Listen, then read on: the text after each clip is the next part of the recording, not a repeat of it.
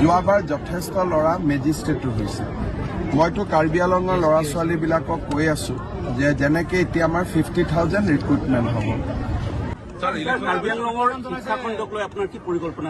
কাৰ্বি আংলঙত এইবাৰ 80% ল'ৰা ছোৱালী মেট্ৰিক পাছ কৰিছে যোৱাবাৰ যথেষ্ট ল'ৰা মেজিষ্ট্ৰেটো হৈছে